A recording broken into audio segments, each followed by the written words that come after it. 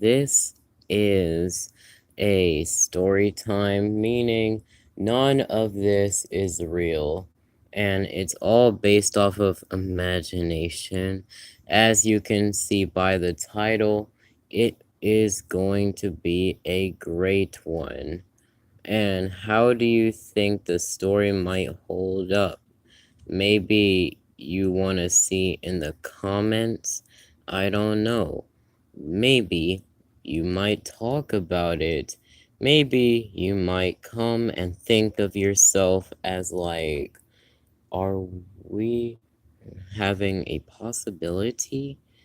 Are there possibilities? Good, the bad, the neutral, the 50-50, all that? Okay, so let me start. If you remember, I told you about the Falconry Wars in Copilot, then you will see it later in another Falconry Friday. Falconry Friday. It was in what was supposed to be my last video before I forgot about it. It's not a real conflict, and it's not between falconers, it's between the birds. I have an IQ test for you. You either take the blue pill, which gives you a blue bird, aka the raptor is blue, or you would get a red raptor. If you take the blue pill or the red pill, and based on disharmony and harmony, what would you choose? The correct answer is blue. It's often associated with the element of water, which is a harmonious element. Also, blue often represents the hero of the story, aka the protagonist, while red shows disharmony and power and strength, and often represents the evil and the antagonist. That makes a lot of sense, because blue often symbolizes calmness, stability, and harmony in humanity. The quiz you just took is related to this, but there are three different sides: the good, the bad, and the 50-50. Sunlight, moonlight, and twilight. These birds are involved in avian abductions all over the country. It's not real on Earth, but let me go over the differences in a story. Now, these are some setups. Now, we have three subjects who, for the sake of the story, and they're not real, we're gonna name them Lulu, Izzy, and Dexter. I talked about a character named Moonlight from the Falconry Wars, especially if you've been around on my channel, then let me tell you, because Moonlight is the good one.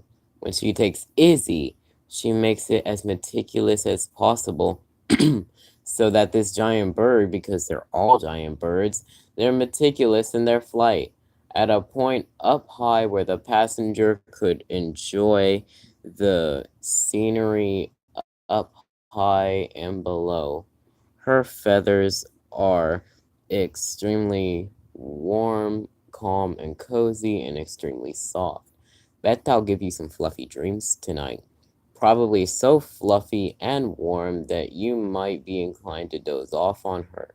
Her calls are sweet and melodious. She is as nurseful as the Mother Moon herself.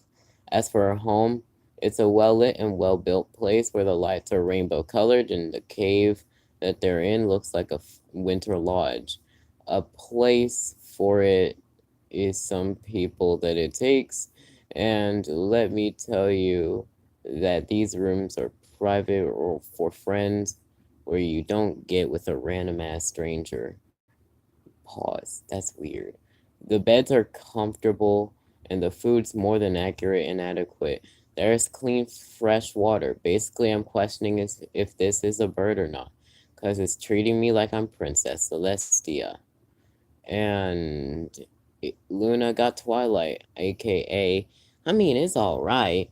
She's a little bit speedy with her flight, and her feathers are room temperature, but they're still relatively feeling silky. She does fly carefully, but a little carefree. It's a little bumpy and a little soft, though. Sometimes she flies so high that there is no scenery, except for the space. What I mean is so high, I could see outer space. However, it's 5 p.m. As for the place, it still looks like a cave. It hasn't been painted, but it's just normal. The beds are what you'd expect as the one in your room. There are less activities, but at least Twilight is fun savvy. The food is what you'd expect at a regular household, and so is the water. Not bad. I'm not saying it's negative or positive. It's alright, but it could be a teeny little bit better. Oh, Dexter, you got the worst bird possible. Sunlight is pure evil. Oh my god. Not like the actual bird, but his father's the worst. He's a rough flyer and his feathers are all spiky and all that, like, shit. And he has two homes, but his home for people is a dark and shady, and the food is worse than adequate, and the water probably will give somebody fucking cholera. The beds and the overall life is basically what you'd expect in maximum security prison, bro. His nest is shady and it's built like Alcatraz. And all three of them were rampaging through town, picking off anyone and everyone. The good, bad, and right in the middle. I made Sunlight the antagonist because of how damn hot it is outside. We get lower to mid 90s all day, every day this week. And we have Alex, Ben, and Liz with Jamie, Izzy, and Jordan. They were specific targets for these three birds, and you'll see why in a moment. On Friday, during their math class, this school went on lockdown because of these birds circling around spying on the school like Pegasus software. Keep in mind that's a type of advanced spyware developed by the NSO group capable of infiltrating mobile devices without any action from the user. It is dangerous and you need protection. Get a VPN. What does the teacher do during this scenario? The math teacher, who we'll call Mr. Stevenson, would likely try to maintain calm and order in the classroom. They might instruct the students to stay away from the windows and doors and to hide under their desks or in a designed safe area. The teacher would probably be in contact with school administration, and they would get updates and instructions on how to proceed. Meanwhile, the students might be whispering about their bird and the sudden appearance that they had, and they might be conversing with one another because they don't know what it might be. Did you see how big those birds are? Why are they circling our school? I heard they can pick people up and fly away with them. Do you think they're looking for someone specific? I hope Moonlight's here to help us. The atmosphere would be a mix of fear, curiosity, and speculation as the students try to make sense of the situation. Then there's this moment of silence. And these six friends are talking to each other. They're speculating what might happen after the silence breaks. Alex is like, do you think the birds are going to attack? Ben's like, I hope the Moonlight is here to help us. She's the good one, right? Liz is like, what if they break into the school? How will we escape? Jamie's like, maybe they're just watching us, but why? Izzy says, I heard Sunlight's the worst. We need to stay hidden. Jordan says, what if this is just a calm before the storm? The friends might be trying to come up with a plan or reassuring each other that they'll be okay. The silence could be broken by the sound of wings flapping, a loud call from one of the birds, or even an announcement from the school administration. But eventually they fly away, and a few classes later, they're still talking about it at home. They go and huddle up together, trying to explain whatever the hell just happened. That must have been quite a day. And Alex is like, I can't believe they just flew away like that. What do you think they wanted? Ben's like, maybe they were trying to just to scare us. Maybe it's a prank. But why our school specifically? And Liz is like, do you think they'll come back? We need to be prepared. Moonlight seems like she was watching over us. I feel a bit safer knowing she was there. And Izzy's thinking, but what about Starlight? Like, what about it? That really is a question. He's the one we need to worry about. Sorry, I meant Sunlight. We should come up with a plan in case they return. Maybe we can find a way to communicate with Moonlight.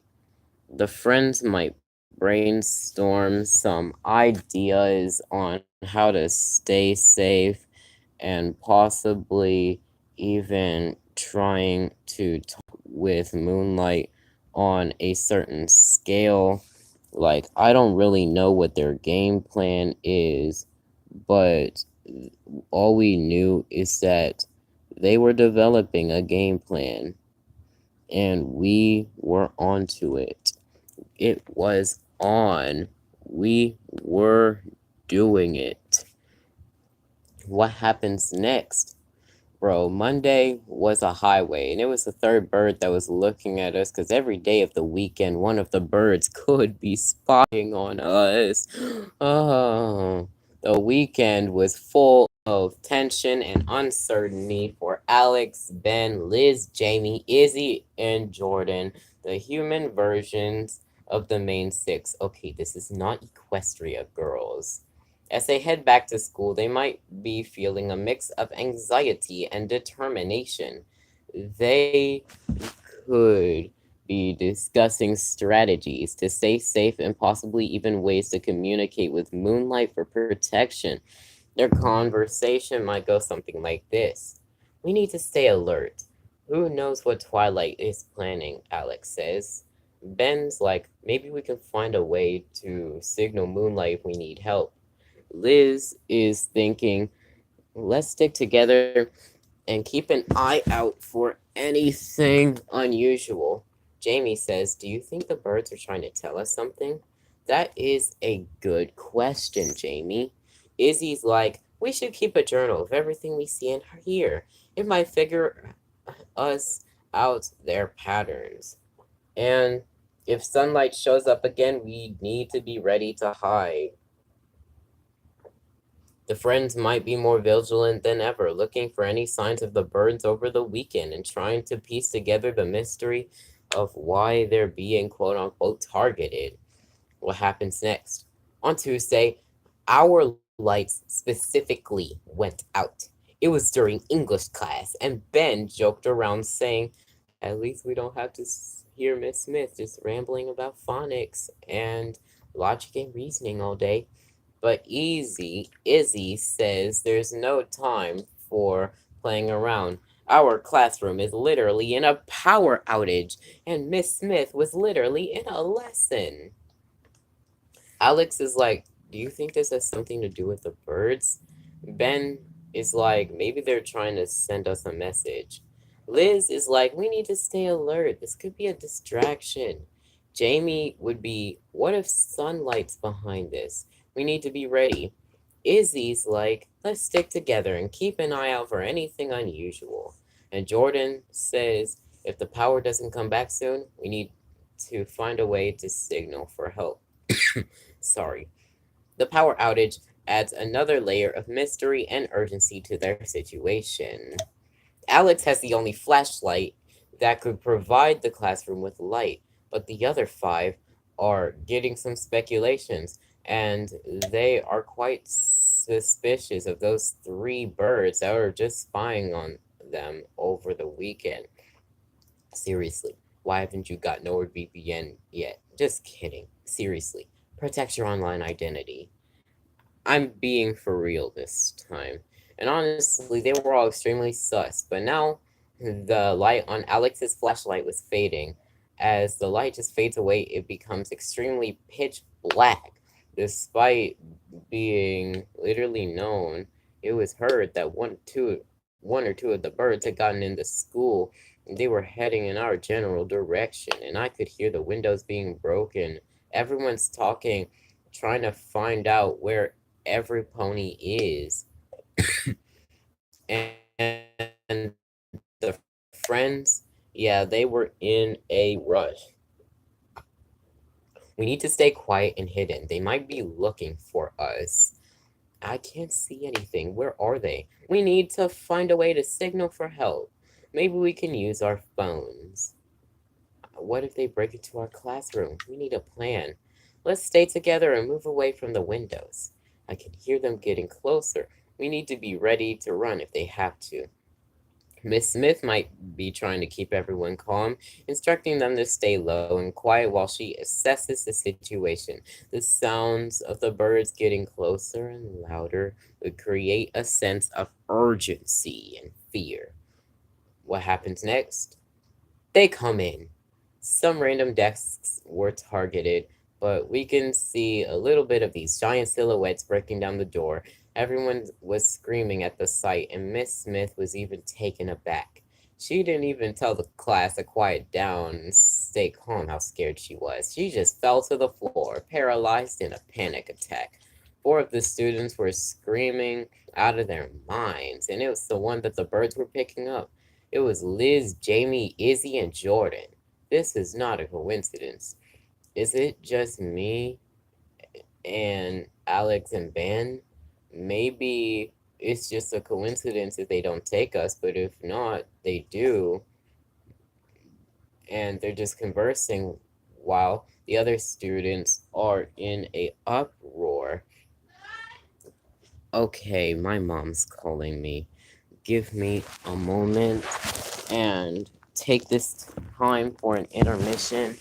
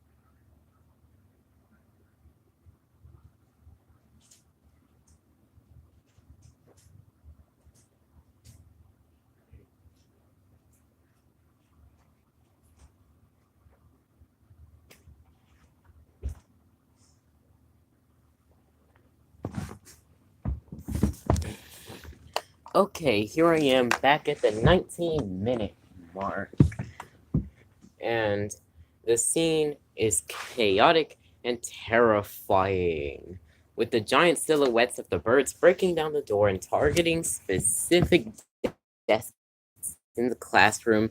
It's no wonder everyone was screaming. Miss Smith's panic attack was actually feeling a mix of relief and guilt for not being taken. Their conversation could reflect some concerns and treaties. Alex would be like, why did they take them and not us? What makes us different? I don't know, but we need to figure out what's actually going on. This can't be a coincidence, and we know it isn't. Do you think the birds are talking specific people for a reason? Maybe we need to stay alert, and maybe we'll find a way to help our friends. It might just take time and effort. The students are immediately and understandably in a uproar about this, and Miss Smith's condition would make it difficult to think clearly. But Alex and Ben might just try and come up with a plan to take action. Then they just escape the classroom. I mean, Miss Smith can't catch us. She's paralyzed on the floor, just suffering from her fear because she had severe anxiety and she told us at the start of the school year.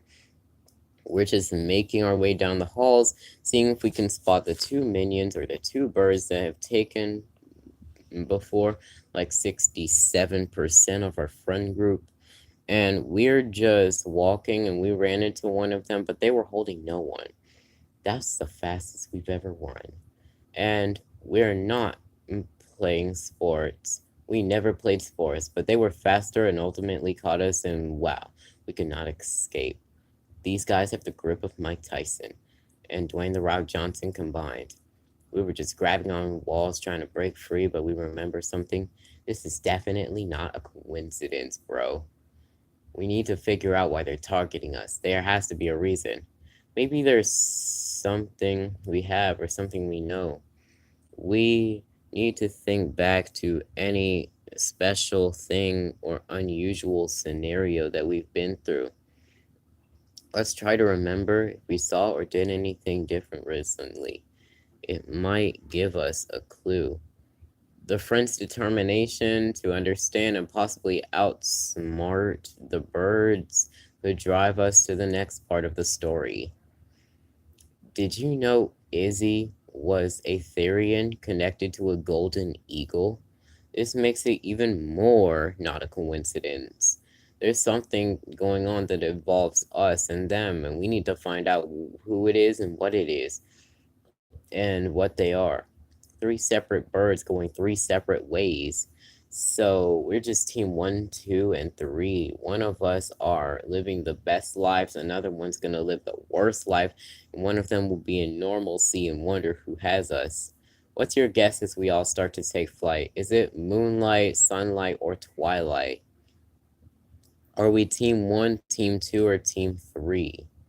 Guess in 10 seconds. As we rise, we take a minute to notice the field marks that we have.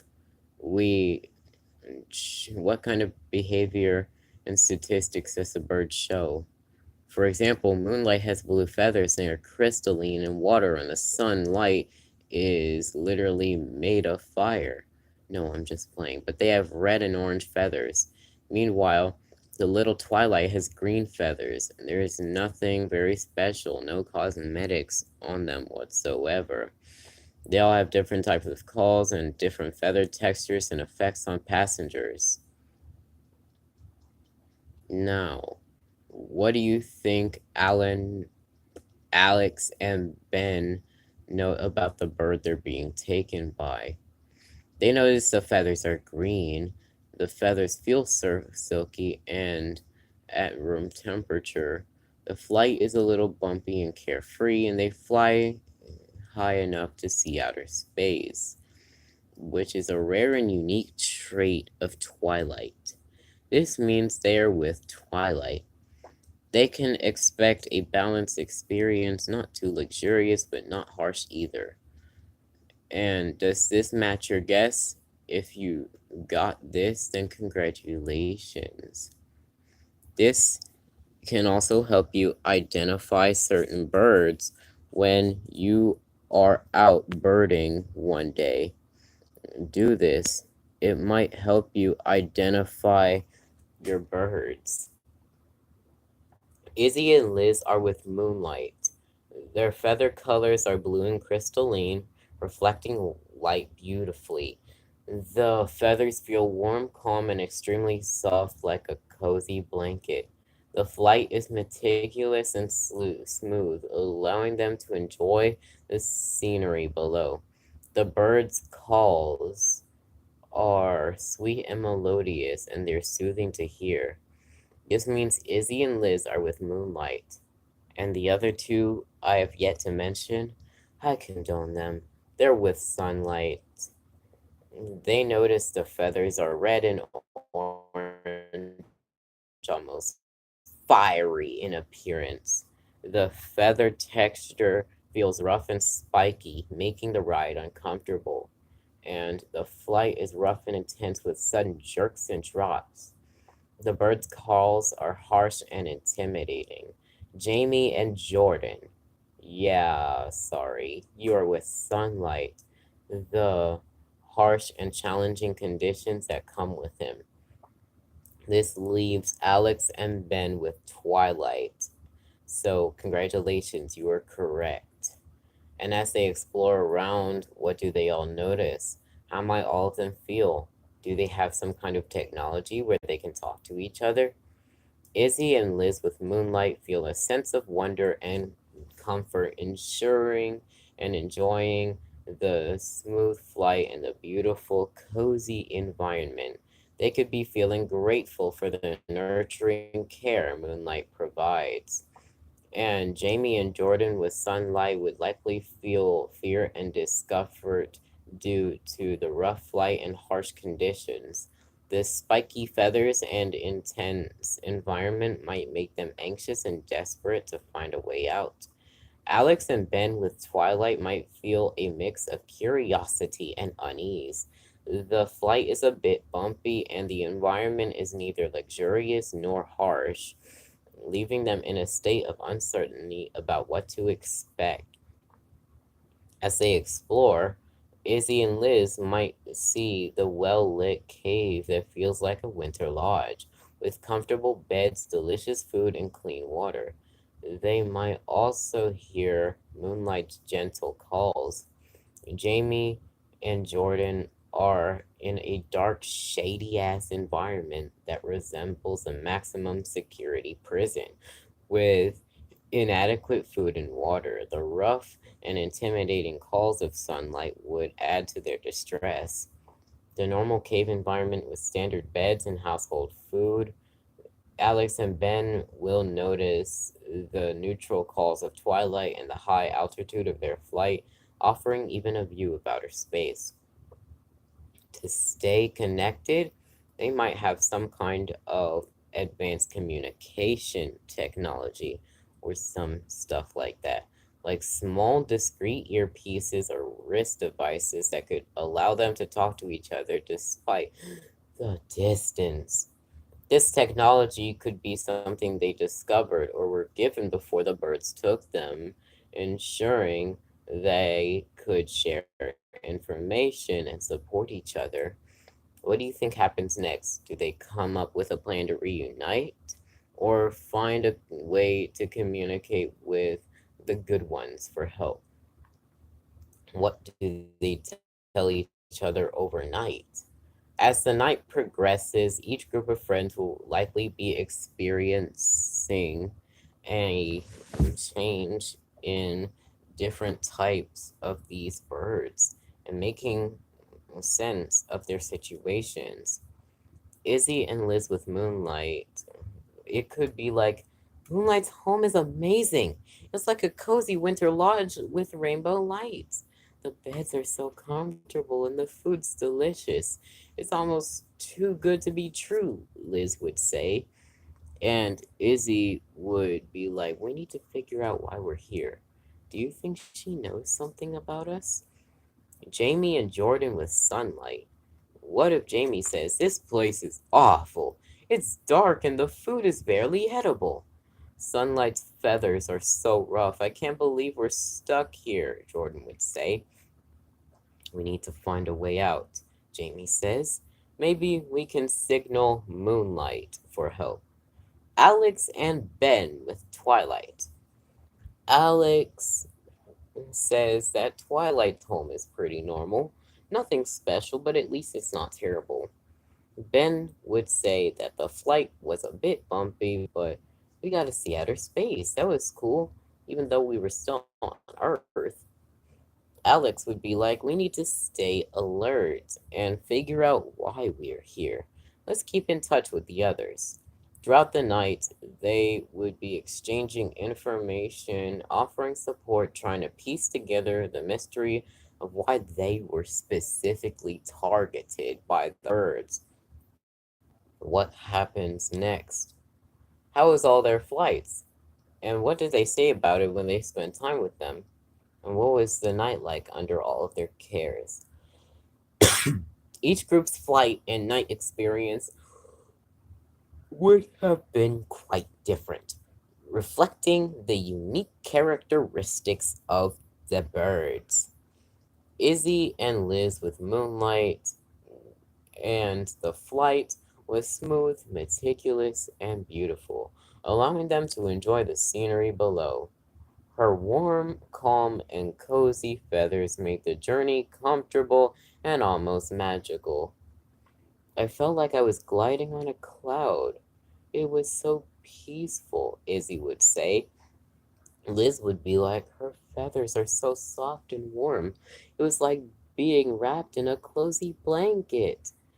And during the night, they spent the night in Moonlight's well lit, rainbow colored cave that felt like a winter lodge. The beds were comfortable, the food was delicious, and the environment was nurturing and safe. They likely felt relaxed and well cared for, almost like being on a luxurious retreat. However, Jamie and Jordan, I cannot say the same for them. The flight was rough and intense with sudden jerks, drops, and super rises. Sunlight's spiky feathers couldn't help. It made the ride more uncomfortable and nerve wracking. The flight was terrifying. I thought we were gonna fall at any moment, Jamie says. Jordan, still obsessing over feathers. Sunlight's feathers are so rough, I couldn't get comfortable at all, Jordan says. They spent the night in Sunlight's dark, shady ass environment that resembled a maximum security prison. The food was barely any edible, and the water was questionable. I think it's gonna give me Hep E or some stuff. And the beds were uncomfortable. Like, were they made with rocks? Like, what the They likely felt anxious and desperate to escape, struggling to find any sense of comfort or safety. The flight with Twilight for Alex and Ben was a little bit imperfect, but also good. It was 50-50, with moments of high altitude where they could see the sky and space, and the normal feathers provided a balanced experience because not everything can go your way. So Twilight might actually be one of the greatest characters that could give lessons. They spent the night in Twilight normal cave environment. It had some normal amount of lights, the beds were standard, the food was what you'd expect from a regular household, and the overall experience was neither luxurious nor harsh.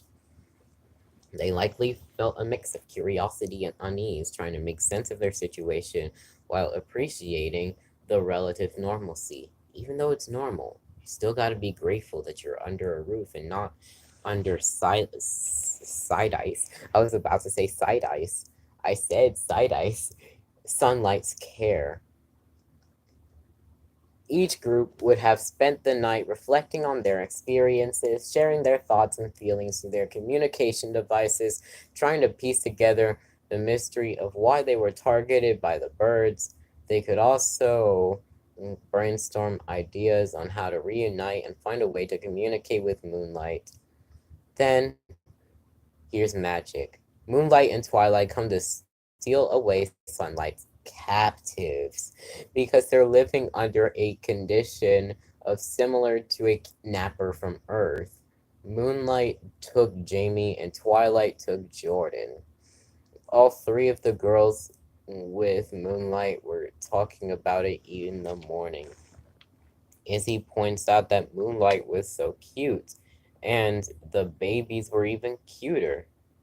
We play games, talk to each other, we sing songs in the night, and it was something we would never forget. Now we're being invited to a breakfast with her.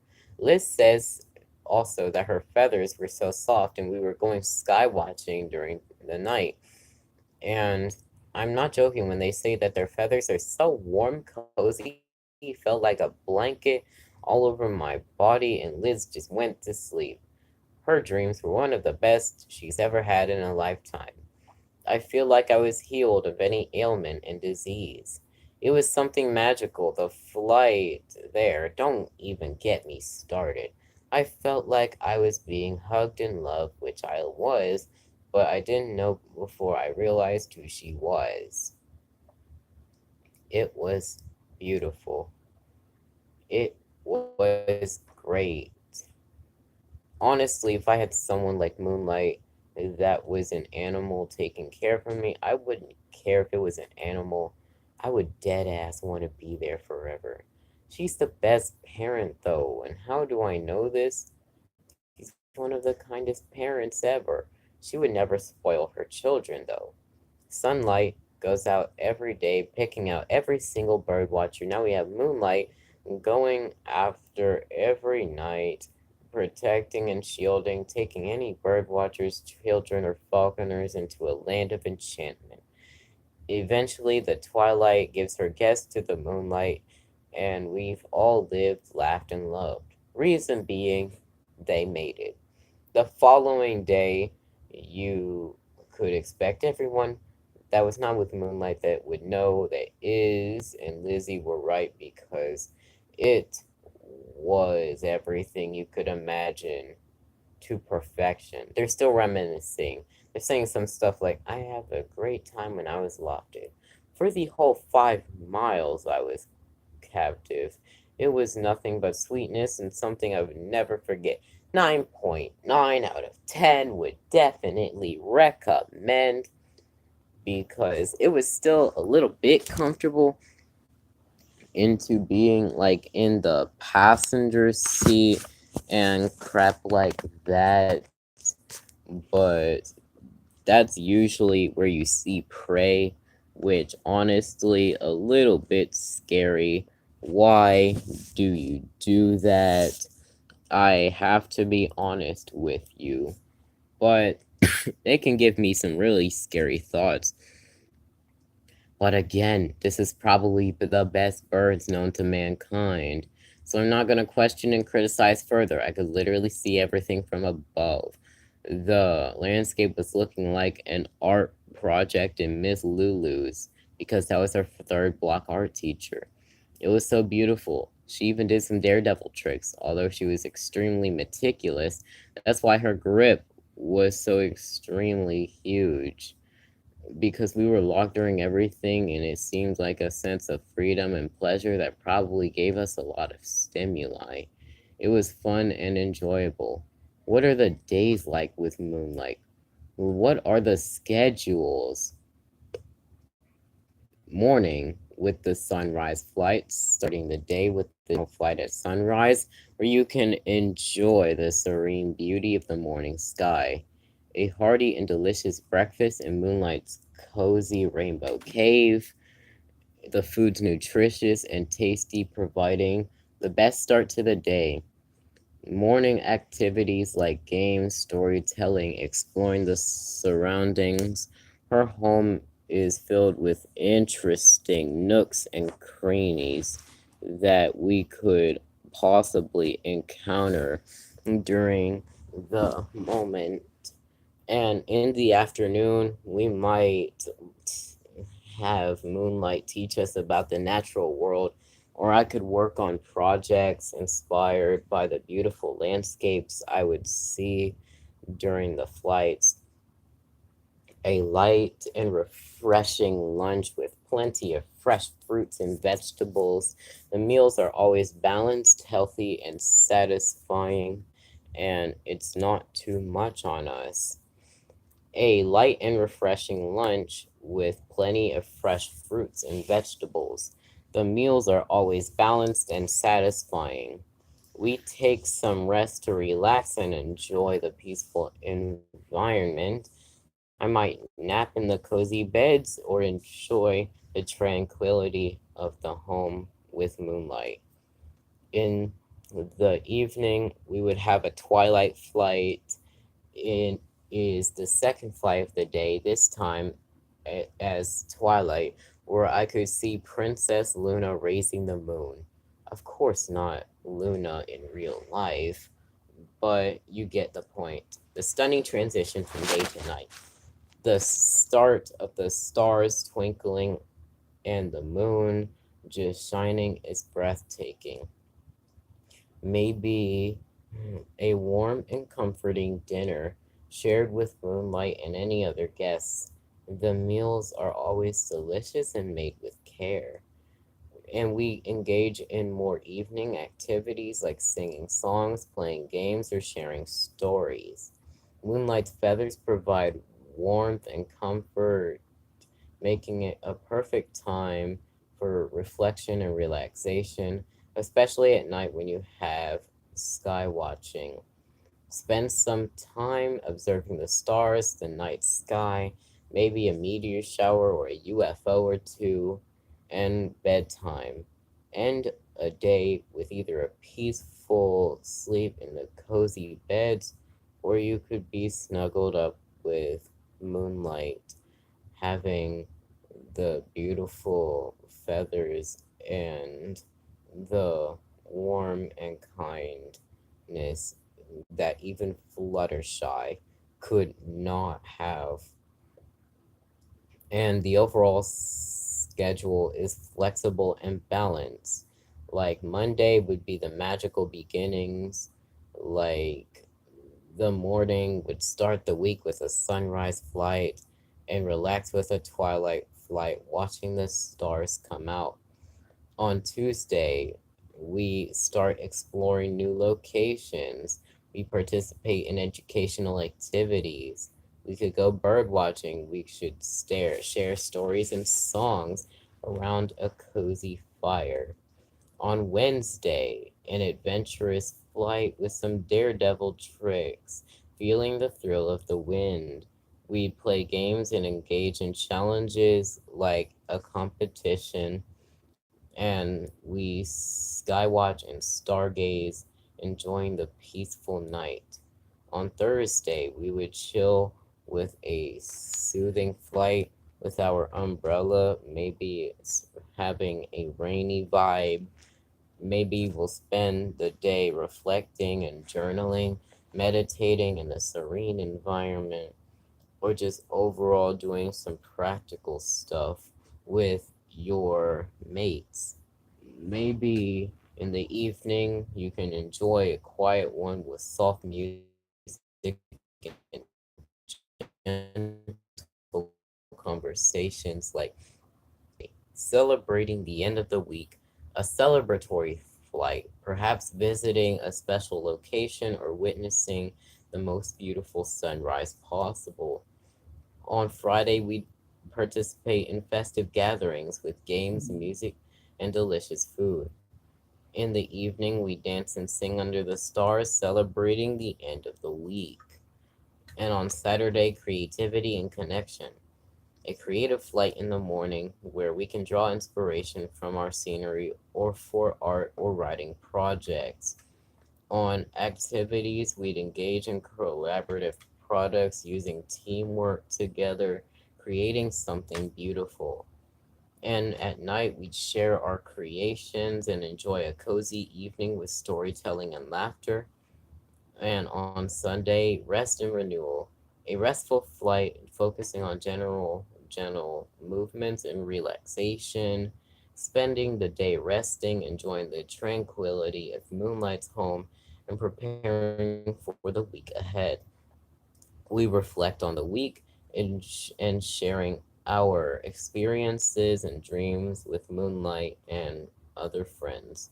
Each day with her would be filled with a perfect balance of nature, creativity, relaxation, and connection, making every moment special and memorable. And what about what would moonlight do if it rains? If it rains, we would have shelter, obviously. We would find a sheltered spot when everyone could stay dry and warm, and her crystalline feathers would provide extra warmth and comfort, wrapping around her guests like a soft, protective blanket. Inside her well-lit rainbow-colored cave, moonlight would organize fun indoor activities. They could include storytelling, singing songs, playing games, creative projects, painting or crafting, maybe some traditional actual games like hide and seek or Candyland or some stuff. Or you could be one of those kids who are actually not depressed or emo watching the rain fall. It's actually serene and beautiful. You should try it. These could include the sight of raindrops glistening on her feathers. The sound of rain could create a soothing and mesmerizing atmosphere. Comfort food would prepare warm, comforting meals and drinks like hot cocoa or soup, especially in the winter, to keep everyone cozy and satisfied. It would also reflect on the fun you had together when it was sunny. And as night falls, the rain would lull them to sleep, probably with moonlight giving a lullaby, like she was actually a person in bird costume. A rainy day with her would be filmed and filled with warmth, comfort, and magical moments, making it a special experience in her own right. What about during some event like a thunderstorm? Maybe we could fly under the umbrella, you know that, because me, I love to take pictures of lightning, but it's definitely photogenic and cool, especially when it destroys stuff. But it would definitely be Harpy Hair. Have you buried all your children? If there was a threat towards the people that she cares for, like, did I mention that Moonlight is extremely fucking cute? Yeah, that's because there's an amazing aura about her. Like each season brings a fun type of activity where a bunch of movements. We were all migrating. We were riding during the migration on the Atlantic Flyway. Pretty soon, we all realized we were therianthropes. It was just great. We had the best days and nights. We'd all be gathering and flying together for every solar and lunar eclipse, for every meteor shower. It's the most successful I've ever had with meteor showers. The amazement we feel while ascending and the amount of excitement while descending and the balance and pleasure of soaring is probably one of the greatest things. As for Sunlight, well, he fixed his attitude now. He's living with us all. During each of the 4 seasons, we had different types of schedules, just like I have Storm Chaser Sunday, and My Little Pony Monday, and Equestrian Tuesday, and Wild Birds Wednesday, and Therian Thursday, and Falconry Friday, and today's Supernatural Saturday. It was great, and as for school, we had opened up Moonlight School of Avian and Natural Arts and Twilight Shrine Academy, and also Sunlight Middle School, including 5th graders and 9th graders. Feels a lot like Canterlot High School and Crystal Prep Academy. And we were all living happily ever after, spotting a lot of birds and making life easier with the wildlife there. The end. This is amazing. Now, if you've taken something from the story, probably like the video, subscribe if you're new, and maybe every Saturday I can do stories like this. It depends on you. So let's get into the end. So like and subscribe if you made it this far. That's 50 minutes. See you next Saturday.